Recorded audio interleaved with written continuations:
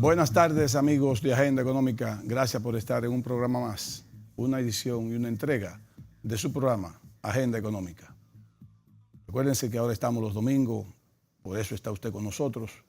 Y dígaselo a todos los amigos de Agenda de Tiempo que de una u otra manera no se han enterado que ahora Agenda es semanal. De 4 a 5 de la tarde, por este canal RNN 27, todos los domingos. Es cierto que todo el que tiene dos dedos de frente y que tiene inquietud por la parte económica, por la parte social y por la parte geopolítica, se siente, si se quiere, un poco preocupado por la forma de gobernar del presidente de los Estados Unidos. El presidente de los Estados Unidos, Donald Trump, en cierta manera a veces se le olvida que él es un presidente en vez de un dueño de empresa. Él gobierna y negocia como si fuese negociando para sus empresas. Un hombre, si se quiere, medianamente exitoso en materia privada y está gobernando con un estilo que en el fondo pudiese que esté dando resultados. Yo creo que sí, si vamos a valorar los resultados de Donald Trump en materia económica, en lo inmediato, pues lógicamente podemos darle un 8 de un 10. Ahora bien, la forma creo que habría que enseñarle al presidente de Donald Trump que se puede cambiar, que se puede ser cortés sin dejar de ser valiente. En la reunión del G7, Donald Trump llevaba una preocupación muy clara, que es resolver el problema del déficit comercial que tiene los Estados Unidos con todos los países del G7, menos con Inglaterra o el Reino Unido. Solamente con el Reino Unido tiene un superávit. Solamente con el Reino Unido. Después, Alemania, Italia, Francia, Japón y, discúlpenme, Alemania, Italia, Francia, Japón. Donald Trump está, si se quiere, inquieto o preocupado y entiende que los Estados Unidos están cansados de siempre que con estos acuerdos de libre comercio, con estos acuerdos y estos grupos de G7, G20, G8, la OTAN, está cansado de que la carga sea más pesada para los Estados Unidos en materia comercial. Pero vamos un poco de historia. Los Estados Unidos permitió como país la fuga de muchísimas industrias norteamericanas hacia otros países, básicamente hacia China. Básicamente hacia China. Muchas industrias se disparan y otras empresas norteamericanas, en vez de establecerse en los Estados Unidos, crecieron y su expansión se dio fuera de los Estados Unidos. Eso fue creando un problema de desempleo, fue creando un problema de crecimiento, fue creando un problema de fortaleza económica. Lógicamente, China iba a expandirse más tarde que temprano. Pero yo lo que entiendo que el fallo de los Estados Unidos fue que la expansión de China fue más a costilla del capital norteamericano. Porque puede suceder que un país se expanda sin que el otro necesariamente se deteriore. Entonces los Estados Unidos tienen dos cosas. Es de los países desarrollados el que menos educación tiene, el que menos nivel educativo tiene. Y al mismo tiempo se le estaban yendo las industrias. ¿Qué está pasando con la juventud? La juventud norteamericana, ya sea la inmigrante o la norteamericana nacionalizada, nacida en los Estados Unidos. Yo hace como, ojalá que el señor director, yo no sabía que este tema yo lo iba a tratar así, tal vez no se preparó, pero yo recuerdo que en el año 2015 yo tuve una intervención en este programa después de un viaje que tuve yo por 15 días en los Estados Unidos. Y yo me dediqué a analizar la juventud norteamericana que se graduaba de high school, iba para la universidad, y aquellos que salían de las universidades. Lo primero es que la deserción escolar antes de universidad norteamericana es altísima, aún es altísima, porque se dedicó a hacer una economía de servicio y de consumo. Pero vamos a decir que usted se graduó de high school. High school es el bachillerato. El 80% de la juventud norteamericana que se graduara o que terminara su bachillerato o high school no sabía ni siquiera qué iba a estudiar. El 80%. Pero luego se decidían y estudiaban algo. ¿Sabe cuál es la ocupación de la carrera que cursan de la juventud norteamericana? Está por debajo del 10%. Se dedican a otras cosas desde hace muchos años para acá. Eso comenzó a hacer un deterioro socioeconómico y un deterioro social, real, íntegramente social, de la sociedad norteamericana, para fines de crecimiento y desarrollo. Un país grande, fuerte, el más fuerte en términos de armas, en términos militares, en términos políticos, pero tenía ese deterioro soterrado del desarrollo social y económico de las personas. No había ya tanta movilidad. Noam Chomsky hizo un reportaje sobre esa transformación y esos cambios que se venían dando en la sociedad norteamericana, donde decía que la movilidad social norteamericana prácticamente no existía. Antes, en los años 60, una gente trabajaba en Estados Unidos y podía planificar su retiro decentemente, con decencia. Ya de los 90 para acá, ese sueño americano se fue deteriorando. Todos los presidentes norteamericanos del año 90 para acá, todos siempre hablaban de hacer América grande de nuevo, restablecer el sueño americano, vamos a hacer de América lo que era antes. Nunca realmente se logró. ¿Por qué? Porque la educación se comenzó a deteriorar, la deserción educativa o escolar norteamericana es altísima, altísima. Y para poder llevar eso, hay que comenzar desde ahora. ¿Cómo? Industrializando a los Estados Unidos. Industrializando los Estados Unidos.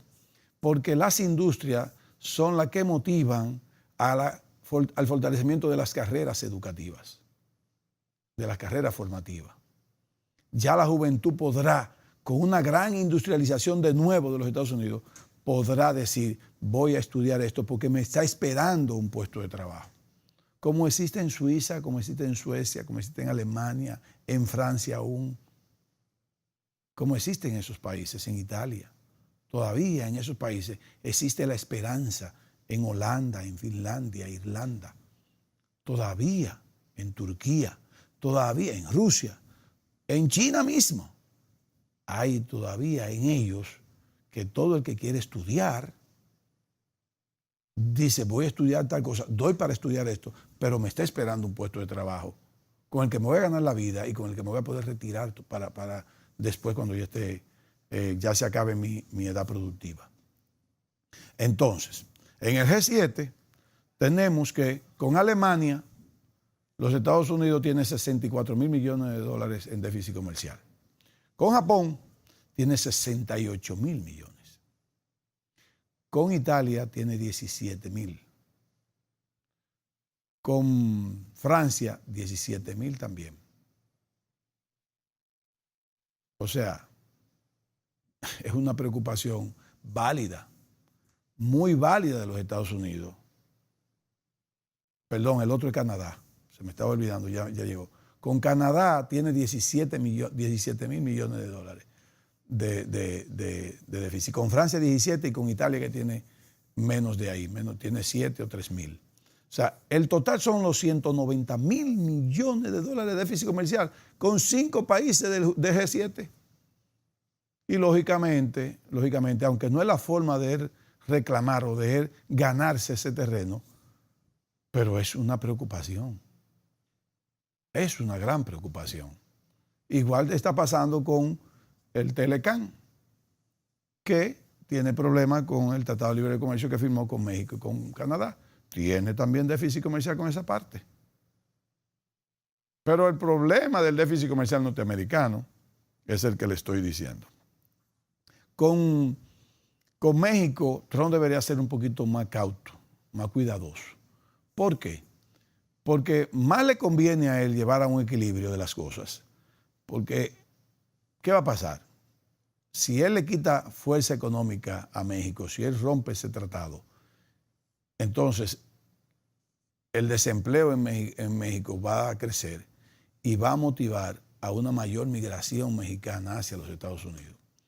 Recuérdense que hay 26 millones de mexicanos en los Estados Unidos. 26 millones. Se estima 26 millones. Tal vez mucho, pero eso es lo que se está estimando. Si vuelve a haber problemas de crisis económica en México, va a motivar a una gran migración, que ningún muro lo va a poder parar eso, porque de una u otra manera, esa migración que ya está en México va a tratar de legalizar la futura migración. Ya no va a ser necesariamente ilegal, va a ser una migración legal, pero va a haber. Ahora, si usted tiene trabajo en su país, si usted está bien establecido en su país, usted no coge para ningún lado, para ningún lado. Por eso hablamos nosotros de que Haití tiene más tarde que temprano que desarrollarse. Porque mientras esté con esa diferencia abismal en términos económicos y en términos sociales y en términos de calidad de vida, los haitianos van a sentirse atraídos por venir a la República Dominicana con todas las facilidades que hay para cruzar.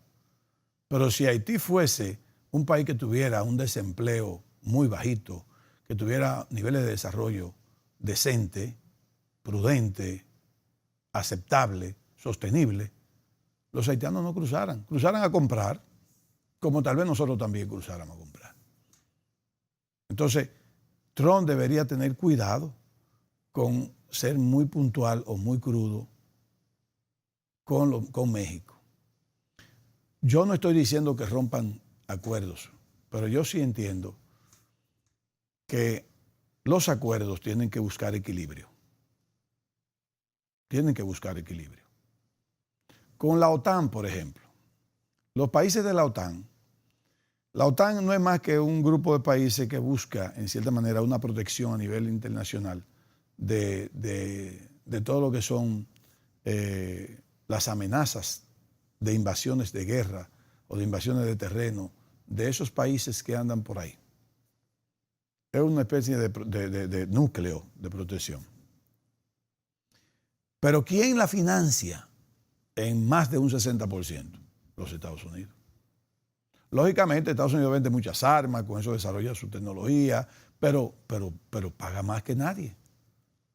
Y eso crea un problema de gasto y al final también crea un problema de crecimiento del déficit presupuestario de los Estados Unidos, que es altísimo. Es altísimo. En el caso de China, el error del mundo entero con China fue dejar que China se desarrollara industrialmente, rompiendo o incumpliendo o violentando todas las normas internacionales de derecho de autor.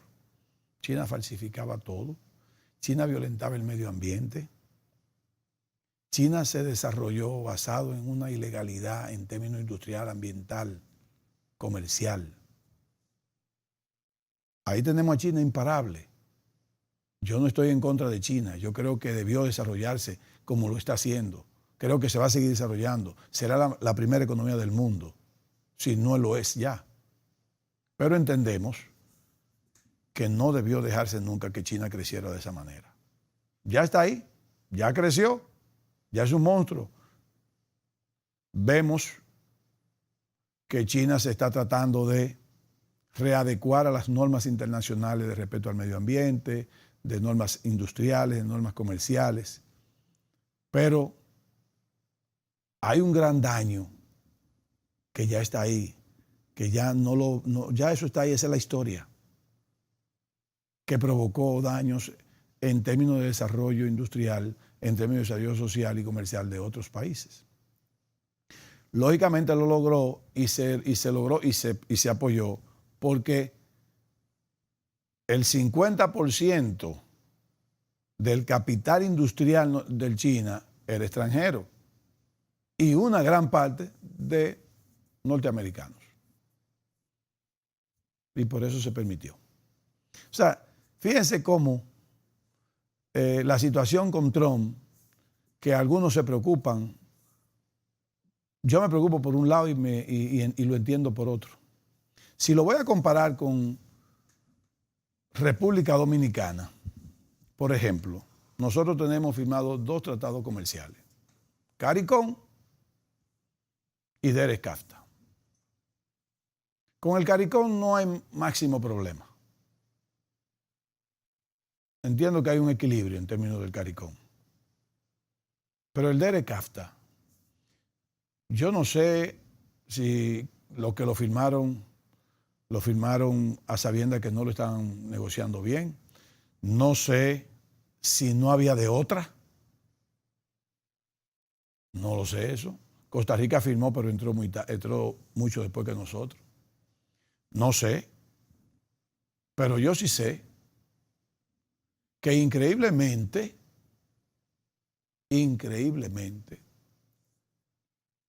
nosotros, de los 6 países con los que estamos firmados en ese DERECAFTA, solamente con uno tenemos superávit. Y óigame qué ridícula suma de superávit tenemos. 1.5 millones de dólares vendemos más que lo que compramos, y es Nicaragua. Después, con los otros 4 de Centroamérica tenemos un déficit comercial que ronda los 400 millones de dólares. Con El Salvador tenemos déficit, con Costa Rica tenemos déficit, con Guatemala tenemos déficit y con Honduras tenemos déficit.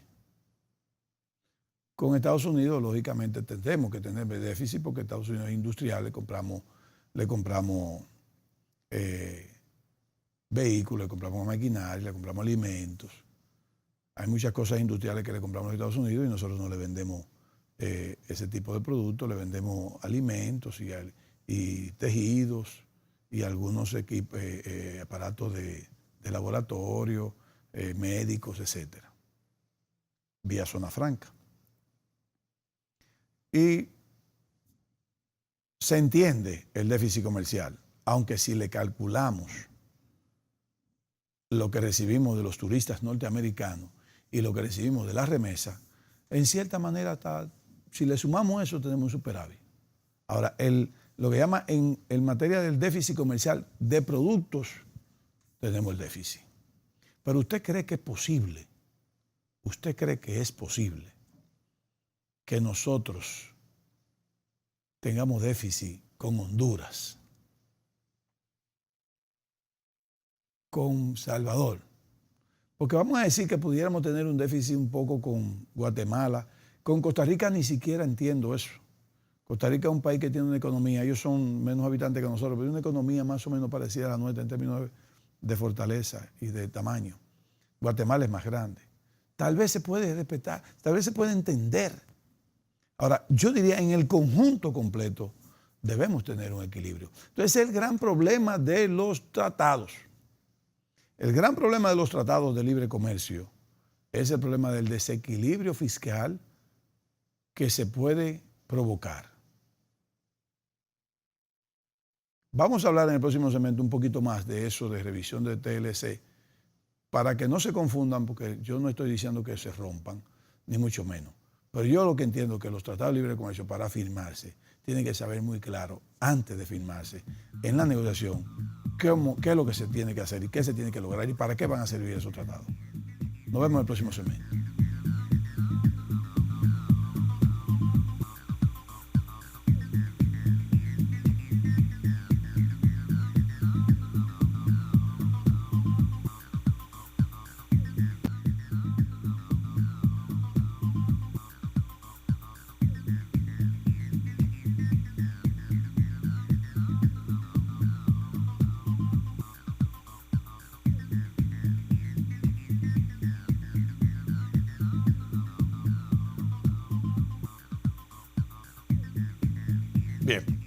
Seguimos en agenda económica. Miren, hay una inquietud de la parte industrial, con mucha razón, de que se tenga cuidado en la revisión del Tratado de Libre Comercio, que se tenga cuidado.